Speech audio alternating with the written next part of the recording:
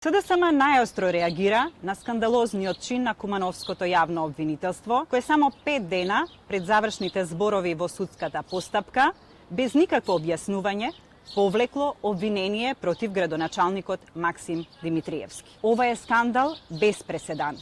Класичен пример за партизирано судство и селективност. Случајот бил воден повеќе од една година, со конкретни обвинувања за злоупотреба на службена положба, за неисполнување на службена должност во врска со издавање дозвола за градба, со нанесена штета од над 3 милиони денари. Без никакви докази, без промена на фактите, обвинителството едноставно се откажува. По чиј налог? Повикуваме на итна истрага во самото обвинителство. Кој го донел решението за повлекување на обвинението и со какви мотиви? Кој притискал, договарал и овозможил оваа фарса? Кој го штити Димитриевски и зошто?